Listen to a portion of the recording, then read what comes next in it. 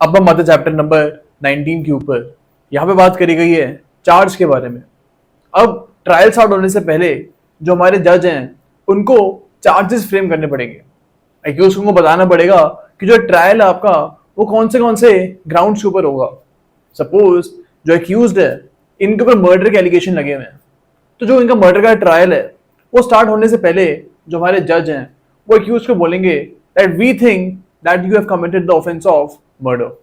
तो एक चार्ज वो फ्रेम कर देंगे मर्डर का एक्यूज के खिलाफ। एंड जब ट्रायल स्टार्ट होगा तो जो हमारा प्रोसिक्यूशन है वो ये चीज प्रूव करेगा कि हाँ एक्यूज ने मर्डर कमिट किया है।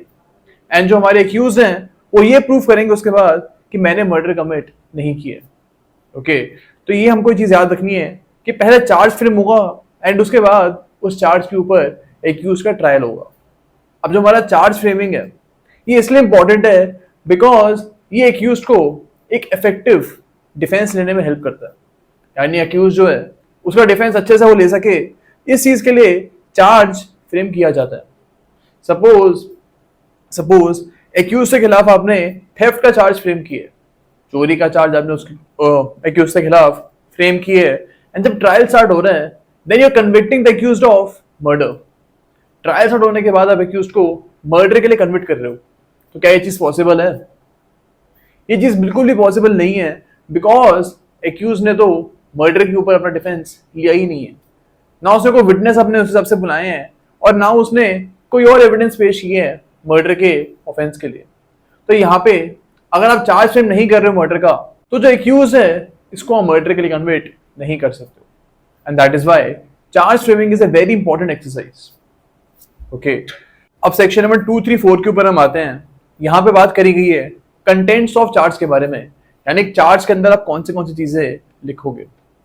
2, 3, 4 बोलता है क्लॉज 1 इसका कि एक्यूज को आप ऑफेंस के बारे में बताओगे, यानी किस ऑफेंस के आप उसके लिए कौन से ऑफेंस के लिए आप उसको चार्ज कर रहे हो, ये चीज के बारे में आप एक्यूज को बताओगे।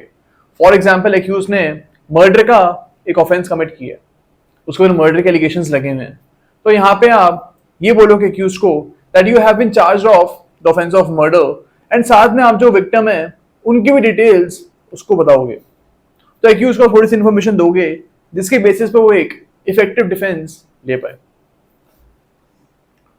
क्लॉज 2 उसका बोलता है कि अगर जो ऑफेंस है उसका एक स्पेसिफिक नाम है तो वो स्पेसिफिक नाम भी आप चार्ज में लिखोगे। सपोज आप देखोगे जो मर्डर का ऑफेंस है सेक्शन नंबर 98 आई गेस, वहां पे आप देखोगे कि मर्डर का एक सेपरेट ऑफेंस गिवन है। ओके, जैसे कि 98 लिखा हुआ सेक्शन, नीचे मार्जिनल हेडिंग में लिखा हुआ है मर्डर, तो एक स्पेसिफिक नेम दिया हुआ है आपने उस ऑफेंस को। ओके, तो मर्डर आप चार्ज में अपना लिखोगे। तो ये हमारा क्लॉज 2 बोलता है। अब क्लॉज 3 के ऊपर हम आते हैं। यहाँ पे बोला हुआ है कि अगर एक ऑफेंस को एक स्पेसिफिक नेम आप नहीं दे रहे हो, कोई स्पेसिफिक नेम एक ऑफेंस को नहीं दिया गया है, तो आप क्या करोगे? तो आप उस ऑफेंस का डिस्क्रिप्शन दोगे चार्ज के अंदर। इसका जो इलस्ट्रेशन नंबर डी है उसमें इसके बारे में बताया गया है।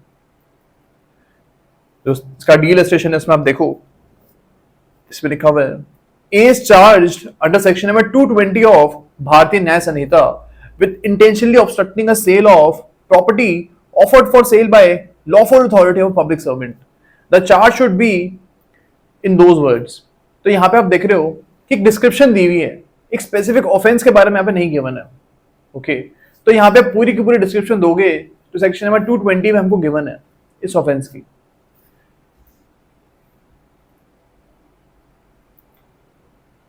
अब जैसे हमने देखा था मर्डर में, वहां पे तो सिंगल मर्डर का शब्द यूज हो गया था, तो वहां पे आपको डिस्क्रिप्शन देने की जरूरत नहीं है। लेकिन अगर सिंगल शब्द यूज नहीं हो रहा ऑफेंस के बारे में तो पूरी की पूरी आप डिस्क्रिप्शन दोगे एज पर क्लॉज 3। अब क्लॉज 4 पे हम आते हैं। इसमें लिखा हुआ है कि आप एक्यूज को कौन से लॉ के अंडर आप उसको ट्राई करने वाले हो, ये चीज आपको लिखनी पड़ेगी और साथ में सेक्शन नंबर भी आपको लिखना पड़ेगा। फॉर एग्जाम्पल आप एक्यूज को मर्डर के लिए आप उसको आगे जाके ट्राई करने वाले हो, तो आपको मर्डर का सेक्शन लिखना पड़ेगा एंड साथ में आपको ये भी लिखना पड़ेगा कि आईपीसी एक्ट के अंदर, सॉरी अब तो आईपीसी नहीं होता, भारतीय न्याय संहिता, तो भारतीय न्याय संहिता के अंदर आप इसको आगे जाके ट्राई करने वाले हो एंड सेक्शन नंबर भी आप उसका लिखोगे। अब क्लॉज 5 के ऊपर हम आते हैं। इसमें लिखा हुआ है कि अगर कोई भी जज कोई भी चार्ज फ्रेम करे एक्यूज के खिलाफ तो ये स्टेटमेंट के बराबर है कि जो भी मर्डर के इंग्रेडिएंट्स हैं वो एक्यूज ने पूरे करे हैं। ओके, अब आगे जाके ऑब्वियसली जो स्टेटमेंट है इसको प्रोसिक्यूशन प्रूफ करने की कोशिश करेगा एंड जो हमारे एक्यूज हैं वो स्टेटमेंट को गलत प्रूफ करने की कोशिश करेंगे। ओके, अब क्लॉज 6 के ऊपर हम आते हैं। इसमें बोला हुआ है कि जो चार्ज की लैंग्वेज है वो लैंग्वेज ऑफ द कोर्ट होगी, यानी जो भी कोर्ट की लैंग्वेज होगी, सपोज तमिल है कोर्ट की लैंग्वेज, तो चार्ज जो है वो भी तमिल में ही आप फ्रेम करोगे। अब क्लॉज 7 के ऊपर हम आते हैं। यहाँ पे प्रीवियस कन्विक्शन के चार्ज के बारे में बात करी गई है। फॉर एग्जाम्पल हमारे जो एक्यूज हैं इन्होंने चैप्टर नंबर 12 या फिर चैप्टर नंबर 17 के अंदर दोबारा एक ऑफेंस कमिट कर दिया। तो हमको पता है कि जो हमारे एक्यूज हैं इनको प्रीवियस कन्विक्शन के बेसिस पे, प्रीवियस कमीशन के बेसिस पे एक इनहांस्ड पनिशमेंट मिल सकती है, बिकॉज इन्होंने दोबारा से चैप्टर नंबर 17 का ऑफेंस कर दिया है तो इनको इनहांस्ड पनिशमेंट मिल सकती है। आईपीसी में जो न्यू आईपीसी हमारी उसमें हम ये चीज देखेंगे। अब इसमें लिखा हुआ है क्लॉज 7 में कि अगर आप एक्यूज को इनहांस पनिशमेंट दे रहे हो, ज्यादा पनिशमेंट दे रहे हो, तो इस केस में जो चार्ज फ्रेमिंग है वो आपको करनी पड़ेगी। यानी आपको एक्यूज को बताना पड़ेगा कि इससे पुराना ऑफेंस कब कमिट किया था, किस पर्सन के खिलाफ इसने कमिट किया था, एंड जो भी पर्टिकुलर्स हैं उस पुराने ऑफेंस के, ये आपको एक्यूज को बताने पड़ेंगे। जब आप ये चीजें उसको बता दोगे उसके बाद ही आप एक्यूज को इनहांस पनिशमेंट दे सकते हो। ये हमारा क्लॉज 7 बोलता है। अब यहाँ पे एक और चीज गिवन है कि जो हमारा प्रीवियस कन्विक्शन का चार्ज है या आप जो ट्रायल है, ट्रायल स्टार्ट होने से पहले भी आप बना सकते हो, एंड अगर आप चाहो तो जब हियरिंग खत्म हो गई है एंड जजमेंट अभी आया नहीं है, इस टाइम के दौरान भी आप ये वाला चार्ज बना सकते हो। ओके, यानी कि जितनी भी केस की हियरिंग है वो खत्म हो गई है, बस अब जजमेंट आना बाकी है, सेंटेंस आना बाकी है, तो इस पीरियड के दौरान भी आप ये वाला चार्ज फ्रेम कर सकते हो। तो प्री के साथ से आपको ये चीज याद रखनी है। आप नॉर्मली देखोगे प्रैक्टिकली जो क्लॉज 7 वाला चार्ज है ये तभी फ्रेम होता है जब केस की हियरिंग खत्म हो जाती है। अब हम आते सेक्शन नंबर 235 के ऊपर। जो क्लॉज 1 है ये बोलता है कि जब चार्ज फ्रेमिंग कर रहे हो तो आपको एक्यूज को बताना पड़ेगा कि आप कौन से ऑफेंस के बारे में बात कर रहे हो एंड उस ऑफेंस की डेट एंड टाइम क्या है, यानी किस टाइम को आपने उस ऑफेंस को कमिट किया था, ये आपको चार्ज में लिखना पड़ेगा। फॉर एग्जाम्पल एक्यूज के ऊपर थेफ्ट का एलिगेशन लगा हुआ है तो आप चार्ज में लिखोगे that the accused has committed theft and जो थेफ्ट की डेट है, so वो 2 जनवरी को थेफ्ट कमिट हुआ था तो ये डेट भी आप मेंशन करोगे। ओके, अब क्लॉज 2 के ऊपर हम आते हैं। इसमें लिखा हुआ है कि अगर आपको जो केस है वो क्रिमिनल ब्रीच ऑफ ट्रस्ट का केस है या फिर वो dishonest miss appropriation of money का केस है, तो यहां पे जो चार्ज फ्रेमिंग है वो कैसे होगी। फॉर एग्जाम्पल ए ने बी को 1 करोड़ रुपए दिए हैं 70। ओके, तो यहां पे ए ने बी को 1 करोड़ रुपीस दिए हैं एंड बी ने इसको घपला कर दिया है एंड ए को ये अब ये पैसा वापस नहीं कर रहा है। बी ने इस पैसे की कार खरीद ली एक, तो यहां पे बी ने criminal breach of trust commit किया। ए ने उसको पैसे दिए थे एक्चुअली में संभाल के रखने के लिए, लेकिन बी ने उस पैसे को अपने लिए यूज कर लिए। तो यहाँ पे जो अमाउंट है हमारे इस एग्जांपल में तो ये अमाउंट क्लियर है, लेकिन अगर फॉर एग्जांपल ए को याद ही नहीं है कि उसने बी को कितना अमाउंट दिया था, उसको वो ऐसा बोलता कोर्ट में आके कि शायद मैंने बी को एक यहाँ पे 1.25 करोड़ रुपए दिए थे, तो एग्जैक्ट सम उसको पता ही नहीं है। यहाँ पे इन दिस पर्टिकुलर केस जो अप्रॉक्स अमाउंट है वो अमाउंट आप चार्ज में लिख दोगे। ओके, आपको एग्जैक्ट अमाउंट लिखने की इस केस में जरूरत नहीं है। ओके,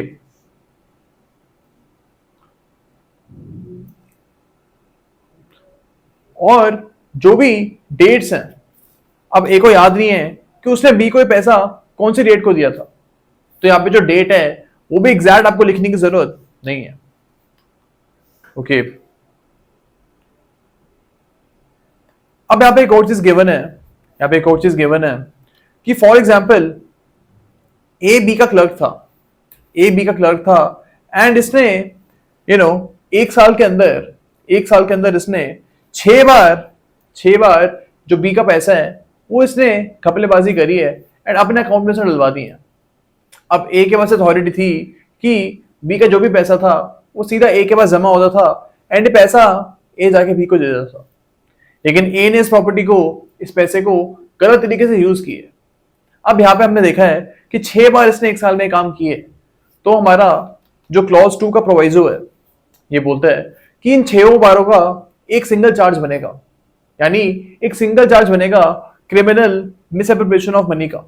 ओके, इवन दो एक साल में ये काम इसने 6 बार किया था। ओके,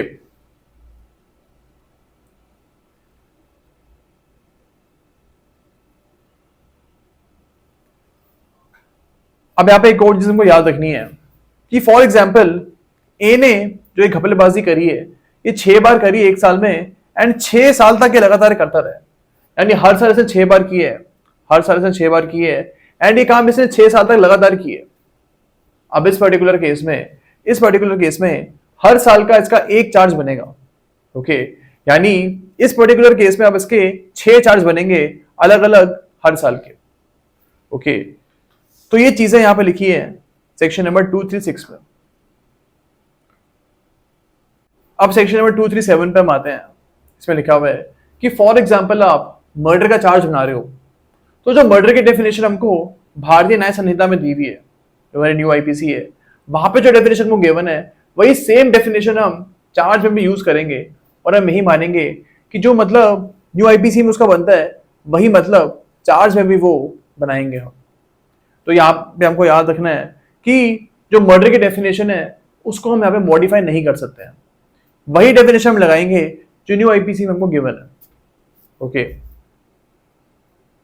अब सेक्शन नंबर 238 के ऊपर हम आते हैं। इसमें बोला हुआ है कि अगर चार्ज फ्रेमिंग के दौरान आपने कुछ टेक्निकल एरर कर दिया है, फॉर एग्जाम्पल मर्डर की जो डेफिनेशन थी वो आपने चार्ज में लिख तो दी है लेकिन कुछ एक वर्ड की गलती कर दी आपने चार्ज फ्रेमिंग में, तो यहाँ पे क्या चार्ज फ्रेमिंग की जो एक्सरसाइज है इसको हम वॉइड मान लेंगे कि जो ट्रायल स्टार्ट ऑलरेडी हो चुका है यह हम यहाँ पे बोलेंगे कि ट्रायल दोबारा से स्टार्ट होगा। यहाँ पे गिवन है कि अगर छोटी मोटी टेक्निकल मिस्टेक हो चुकी है चार्ज फ्रेमिंग में तो आप ट्रायल दोबारा से स्टार्ट नहीं करोगे। ट्रायल अगर स्टार्ट हो चुका है तो दोबारा से आप ट्रायल को स्टार्ट नहीं करोगे एंड जो भी गलती है उसको आप सेक्शन नंबर 239 में ठीक कर सकते हो।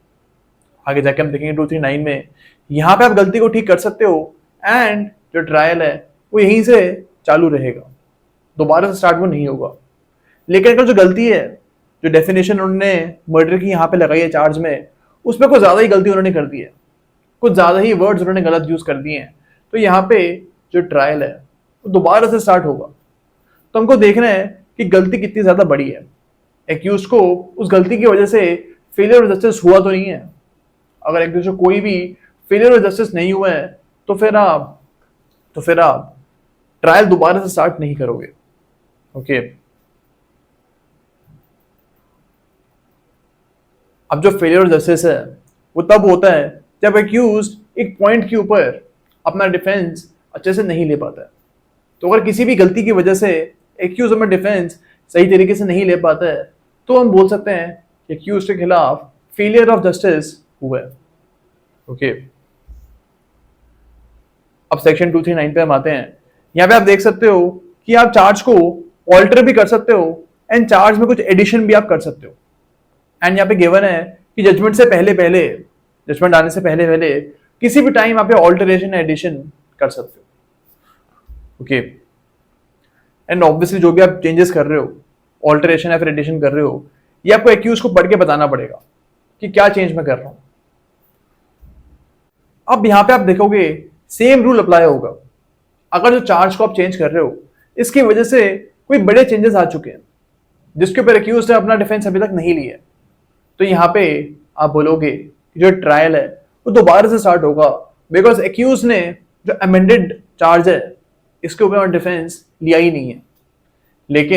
लेकिन अगर छोटे मोटे चेंजेस आप कर रहे हो, छोटे मोटे आपने ऑल्टरेशन या फिर एडिशन की है, तो यहाँ पे जो ट्रायल है वो दोबारा से स्टार्ट नहीं होगा।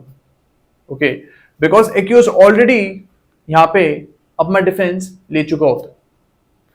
ओके, अब क्लॉज 5 के ऊपर हम आते हैं। इसमें बोला हुआ है कि अगर चार्ज को ऑल्टर या फिर एडिशन करने के बाद कोई ऐसा ऑफेंस बन रहा है जहां पे आपको गवर्नमेंट का प्रीवियस सैंक्शन लेना पड़ेगा उस केस को सुनने से पहले। बहुत सारे ऑफेंस होते हैं जिनको आप तभी सुन पाओगे जब आपको गवर्नमेंट का सैंक्शन मिल जाएगा इस केस में, इस केस के रिगार्डिंग। तो यहाँ पे जब तक आप सैंक्शन नहीं लोगे गवर्नमेंट का तब तक आप जो ये ट्रायल है इसको स्टार्ट नहीं कर सकते हो। ओके, तो ये यहाँ पे क्लॉज 5 बोलता है। अब सेक्शन 240 पे हम आते हैं। इसमें बोला हुआ है कि अगर कोई भी चार्ज को आप चेंज करते हो या फिर उसमें कुछ एडिशन करते हो तो जो एक्यूज्ड हैं उनको आप विटनेस को दोबारा से बुलाने का राइट दे सकते हो। यानी अगर जो हमारे एक्यूज्ड हैं ये ऑलरेडी विटनेस का एग्जामिनेशन कर चुके हैं एंड इसके बाद चार्ज बदल रहा है तो यहाँ पे आपको उस विटनेस को दोबारा से बुलाने का मौका कोर्ट दे सकती है। लेकिन ये कोर्ट के डिस्कशन के ऊपर होगा और कोर्ट को लगता है कि बेफालतू में विटनेस को दोबारा से बुला रहा है जिससे कोर्ट का टाइम वेस्ट हो जाए। In this particular case court will not allow the accused to actually recall this particular witness. Okay, तो कोर्ट भी देखेगा एक बार कि एक्चुअली कोर्ट का टाइम वेस्ट करने के लिए तो आप जो विटनेस है उनको दोबारा से तो नहीं बुला रहे हो। अब यहाँ पे एक और चीज गिवन है कि जो हमारे एक्यूज हैं ये एक्स्ट्रा विटनेस को भी बुला सकते हैं। अब चार्ज चेंज हो चुका है, चार्ज ऑल्टर हो चुका है, इसके बाद एक एडिशनल विटनेस को भी ये हमारे जो एक्यूज्ड हैं ये बुला सकते हैं। ओके, अब सेक्शन नंबर 241 के ऊपर हम आते हैं। इस पर लिखा हुआ है कि हर एक ऑफेंस का एक सेपरेट चार्ज होना चाहिए एंड हर सेपरेट चार्ज के ऊपर एक सेपरेट ट्रायल होना चाहिए। फॉर एग्जाम्पल एक एक्यूज ए हैं हमारे, इन्होंने एक ट्रांजैक्शन में मर्डर भी कमिट कर दिए एंड साथ में थेफ्ट भी कमिट कर दिए। सपोज ए जा रहा है बी के घर पे एंड बी के घर पे जाके इसने थेफ्ट भी कमिट की है एंड बी का इसने मर्डर भी कर दिया है। अब यहाँ पे जो थेफ्ट और मर्डर है ये तो अलग अलग ऑफेंसेस हैं तो इनका अलग अलग चार्ज बनेगा एंड जो हमारा क्लॉज 1 है इसके हिसाब से इनका अलग अलग ट्रायल भी होगा। तो यहाँ पे ए के 2 ट्रायल होंगे। अब जो उसका प्रोवाइजो है यहाँ पे एक एक्सेप्शन गिवन है क्लॉज 1 का। यहाँ पे लिखा हुआ है कि अगर एक्यूज रिटर्न में मैजिस्ट्रेट को देता है कि आप मेरा एक सिंगल ट्रायल करो, यानी जो मर्डर और थेफ्ट इसने कमिट की है इसका एक सिंगल ट्रायल करें, अलग अलग ट्रायल ना करें, तो इस पर्टिकुलर केस में आप जो मर्डर और थेफ्ट के चार्जेस हैं इनको कंबाइन कर दोगे एंड फिर आगे जाके इनका सिंगल ट्रायल करोगे। तो यहाँ पे जॉइंटर ऑफ चार्जेस हो रहा है, charge of murder and charge of theft जो है इनको आप यहाँ पे ज्वाइंट कर रहे हो एंड आगे जाके आप इनका सिंगल ट्रायल कर सकते हो। अब सेक्शन 242 पे हम आते हैं। इसमें लिखा हुआ है कि अगर एक्यूज ने एक साल के अंदर 5 ऐसे ऑफेंस करे हैं जो कि सिमिलर काइंड के थे। फॉर एग्जाम्पल एक्यूज है, इसने मर्डर का ऑफेंस किए है एक साल में 5 बार। ओके, तो यहाँ पे ये पांचों के पांचों मर्डर के ऑफेंसेस को आप इकट्ठे ट्राई कर सकते हो। सपोज ये जो एक्यूज है इन्होंने एक बार मर्डर किया था 20 अगस्त को, फिर 20 सितंबर को किया इन्होंने, फिर 22 सितंबर को किया, उसके बाद 24 सितंबर को किया एंड उसके बाद 25 सितंबर को इन्होंने मर्डर का ऑफेंस कमिट किया। तो एक साल में 5 बार इन्होंने कर दिए। तो यहाँ पे कायदे से तो हमको पता है जो हमारा जनरल रूल है वो यही कहता है कि हर ऑफेंस का एक सेपरेट चार्ज बनेगा एंड सेपरेट ट्रायल होगा। लेकिन इस रूल का जो एक्सेप्शन है वो सेक्शन नंबर 242 में भी हमको गिवन है। ओके, तो यहाँ पे आप इन मर्डर के ऑफेंसेस को इकट्ठे ट्राई कर सकते हो। अब यहाँ पे आपको 5 ऑफेंसेस की लिमिट गिवन है 242 में जो क्लॉज 1 है इसके में 5 ऑफेंसेस की लिमिट हमको गिवन है। फॉर एग्जाम्पल एक एक्यूज्ड है, उन्होंने मर्डर का ऑफेंस साल में 6 बार कमिट किए, तो यहाँ पे इन 6 ऑफेंसेस को आप एक साथ ट्राई नहीं कर सकते हो बिकॉज ये 5 की लिमिट को ब्रीच कर रहा है। अब जो हमारी पुरानी सीआरपीसी थी वहां पे 5 की जगह 3 की लिमिट थी, तो यहाँ पे 3 की लिमिट को बढ़ा के 5 में कन्वर्ट कर दिए न्यू सीआरपीसी में हमारी। अब क्लॉज 2 हमको बोलता है कि ऑफेंसेस ऑफ सेम काइंड होते क्या हैं। यहाँ पे गिवन है कि अगर एक ऑफेंस की एक सिंगल सेक्शन में सेम पनिशमेंट है तो हम बोल सकते हैं कि वो ऑफेंस ऑफ सेम काइंड है। फॉर एग्जाम्पल थेफ्ट का ऑफेंस है। अब सेक्शन नंबर 301 में आप देखोगे थेफ्ट के ऑफेंस के बारे में बात करी गई है। तो अगर एक पर्सन ने एक साल के अंदर 5 बार 301 में ऑफेंस कमिट किए हैं, इसकी सेम पनिशमेंट है, तो यहाँ पे पांचों के पांचों ऑफेंस को आप एक साथ ट्राई कर सकते हो। ओके, अब जो उसका प्रोवाइजो है, इसमें बोला हुआ है कि सेक्शन नंबर 301 और 303 के जो ऑफेंसेस हैं, ये सिमिलर काइंड ऑफ ऑफेंसेस हैं। अगर सपोज एक्यूज ने 301 के एक साल के अंदर 3 ऑफेंस कमिट किए हैं एंड 303 के इसने 2 ऑफेंस कमिट किए हैं एक ही साल में, तो हम बोलेंगे कि ये सेम काइंड ऑफ ऑफेंसेस हैं, इवन दो इनके सेक्शंस डिफरेंट हैं। स्टिल यहाँ पे एक्सेप्शन गिवन है हमको, और हम बोलेंगे कि 301 और 303 के जो ऑफेंसेस हैं ये सेम काइंड ऑफ ऑफेंसेस हैं एंड इनका आप सिंगल ट्रायल कर सकते हो। ओके, अब 301 एंड 303 दोनों में आप देखोगे कि थेफ्ट का ऑफेंस गिवन है। 301 में सिंपल थेफ्ट का ऑफेंस गिवन है एंड 303 में आप देखोगे थेफ्ट इन अ ड्वेलिंग हाउस गिवन है, यानी घर के अंदर आप चोरी करते हो तो 303 में आपसे डील करेंगे।